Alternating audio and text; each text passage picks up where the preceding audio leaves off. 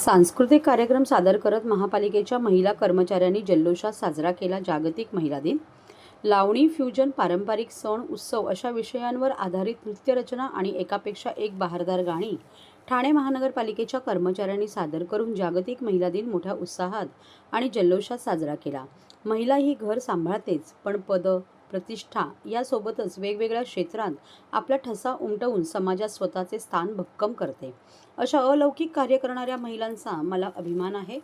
ठाणे महानगरपालिकेतील महिला कर्मचाऱ्यांना त्यांच्या अंगभूत कलागुणांना वाव देण्यासाठी महापालिकेने मंच उपलब्ध करून दिल्याबद्दल महापौर शर्मिला पिंपळकर यांनी प्रशासनाचे आभार व्यक्त केले व महिला दिनाच्या सर्व महिलांना शुभेच्छा दिल्या। यावेळी उपमहापौर कृष्णा पाटील उपस्थित होते।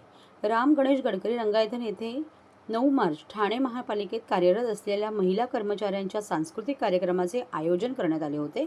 या कार्यक्रमाचे उद्घाटन महापालिकेचे उपायुक्त उमेश विरारी, अनघा कदम, डॉक्टर मिताली संचेती, छत्रपती शिवाजी महाराज रुग्णालयाच्या अधिष्ठाता डॉक्टर स्वप्नाली कदम, सहाय्यक आयुक्त ललिता जाधव, सोनल काळे, कार्मिक अधिकारी दयानंद गुंड, मुख्य पर्यावरण अधिकारी मनीषा प्रधान, उपमाहिती जनसंपर्क अधिकारी प्राची डिंगणकर यांच्या हस्ते करण्यात आले।